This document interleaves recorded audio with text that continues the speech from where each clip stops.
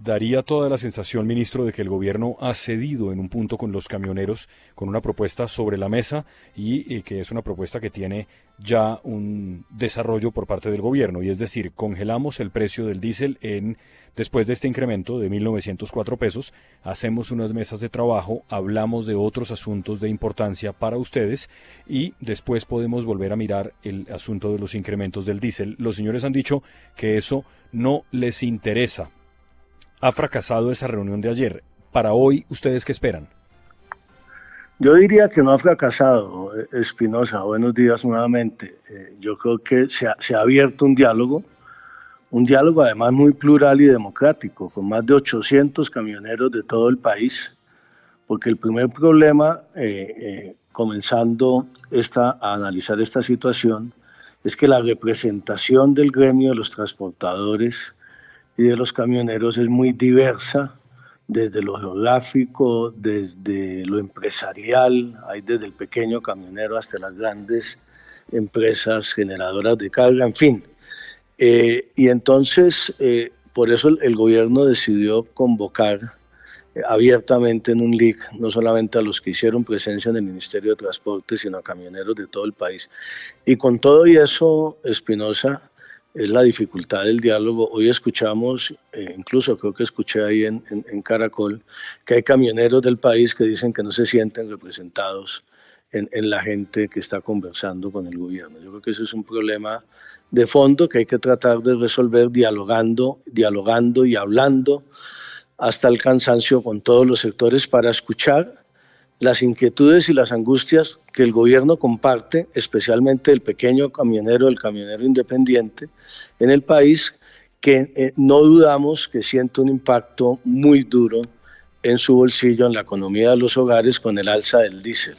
Pero lo que hay que decir es lo siguiente: este es un paro que se repite periódicamente porque el país no ha resuelto el problema estructural del transporte de carga en Colombia, porque hemos evadido el problema de fondo y nos hemos concentrado en el costo del combustible, que es importante dentro de la estructura de precios, pero que no lo es todo. Acá hay temas que no se han resuelto durante años, tal vez durante décadas, que tienen que ver con la tabla de fletes, con la reposición de un parque automotor viejo, con distintos temas que tienen que ver con las tarifas, en fin. Y lo que ha dicho el gobierno, y el gobierno como un primer punto de comprensión del problema y de ceder, ha dicho, mire, el precio del combustible, el diésel en Colombia, el negocio del transporte no puede seguir descansando única y exclusivamente para que garantice un ingreso digno a los camioneros, no puede seguir descansando únicamente en un subsidio al precio del diésel que no es sostenible ni para este gobierno ni para los gobiernos futuros. Ese subsidio cuesta 12 billones de pesos al año. Hay que repetir la cifra, 12 billones, que es lo que se ha planteado en la nueva ley de financiamiento para equilibrar el presupuesto nacional. De ese tamaño es el subsidio. Entonces lo que hemos dicho es, el subsidio, el alza que se decretó, queda ahí, no se hacen nuevas alzas y no se hacen nuevas alzas hasta que no concertemos en una mesa suficientemente representativa las decisiones de fondo que resuelvan el problema definitivamente del transporte. Mientras tanto vamos a tener un problema de mercado, de oferta y demanda, y cada determinado tiempo vamos a tener protestas justificadas de los camioneros frente a la imposibilidad de mantener esos subsidios hacia el futuro. Ministro, los transportadores que hemos escuchado a lo largo de la mañana se han sostenido en que no se van a mover, que lo que quieren es que se revoque ese incremento que ya se hizo. Dado este punto de inflexión, ¿el gobierno en algún momento ha contemplado utilizar la fuerza para desbloquear las vías? Pues es que el ejercicio, la intervención de la autoridad cuando se están afectando derechos de las mayorías, los camioneros tienen que entender que esta situación de bloqueo, la protesta es totalmente legítima, el gobierno la reconoce. Este es un gobierno que se caracteriza por un diálogo social permanente con los distintos sectores de la población El gobierno, por instrucciones precisas del presidente, ha privilegiado la acción del diálogo. Le hemos pedido a los gobernadores del país que nos ayuden en esa mediación, que ellos conocen los transportadores de cada departamento. La Defensoría del Pueblo viene haciendo una tarea de mediación importante. Yo tengo que reconocer y valorar el compromiso que han demostrado en estos 2 días el alcalde de Bogotá, los gobernadores de los departamentos más afectados, de los Santanderes, de Boyacá, de Nariño, del Meta.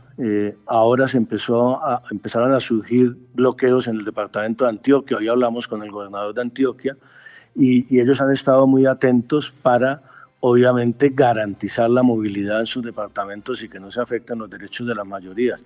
Estamos trabajando coordinadamente, esperamos que esta acción desplegada en todo el país y los buenos oficios de muchos sectores permitan que los camioneros reflexionen sobre la situación. Si quieren mantener una protesta, tienen todo el derecho, el gobierno la garantiza, pero tienen que entender que están afectando derecho a la salud, derecho a la educación, derecho a la movilidad de millones de colombianos y se están haciendo daño ellos mismos.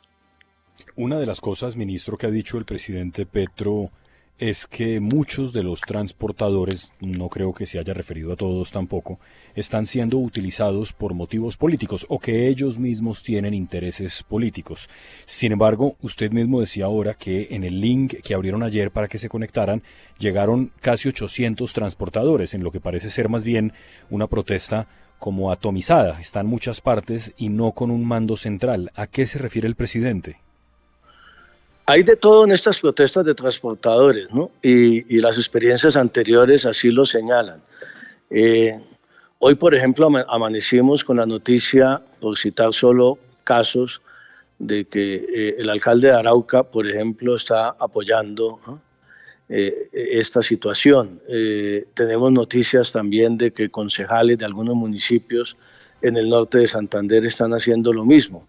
Se han expresado también simpatías por parte de dirigentes nacionales frente a esta situación, que son absolutamente legítimas y válidas, de apoyar el derecho a la protesta y apoyar a los camioneros. Sería muy ingenuo pensar que los liderazgos políticos no intervienen y fijan sus posiciones en esta situación para apoyar a los camioneros. Lo que sí queremos invitar a todas las fuerzas políticas es a que, teniendo todo el derecho a respaldar las protestas pacíficas como el gobierno las respeta también, pues yo creo que sí todos tenemos que estar de acuerdo en que los bloqueos afectan a la mayoría de los colombianos y yo creo que tenemos que rechazarlos todos y por eso le hemos insistido a los camioneros que avancemos en la mesa de diálogo hoy, que estamos abiertos a discutir distintas opciones frente a la situación, pero que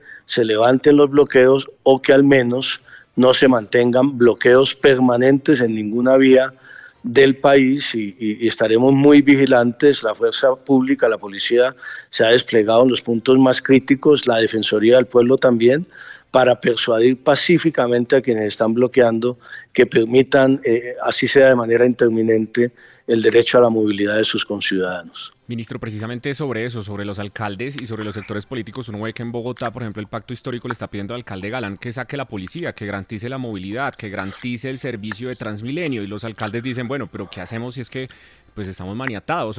¿Ahí qué se puede hacer? Digamos, ¿es orden del gobierno nacional o los alcaldes tienen la autonomía de decir en su municipio vamos a levantar las manifestaciones? Hay un procedimiento establecido, hay un decreto que se ha venido modificando. Recuerden que también el SMAT se convirtió en la UNDEMO. Hay fuerzas de policía preparadas, capacitadas para intervenir sin hacer daño y obviamente respetando los derechos humanos en esta clase de situaciones. Y las decisiones finales en estos casos se toman en un puesto de mando unificado al que concurre en el Ministerio Público, al que asiste también, además del Ministerio Público, las autoridades, los jefes de policía local, en este caso los alcaldes o regionales, los gobernadores y obviamente el gobierno nacional.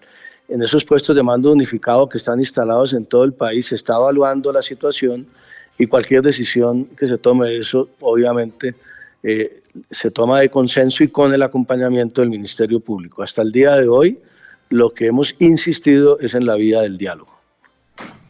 9:46 minutos. Ministro, no lo puedo dejar ir sin preguntarle por algo que usted me parece que ha dicho en los últimos minutos en un sitio en el que está, en un foro que ha organizado la revista Cambio. Y es que me parece que el gobierno ya reconoce que la paz total pues ya no va a ser tan total y que evidentemente ese es un proyecto del presidente Petro, un sueño que va a ser difícil de cumplir en buena medida porque los grupos con los que ustedes se han querido sentarse a negociar no tienen ningún interés en hablar de paz total, sino al contrario, en seguir delinquiendo.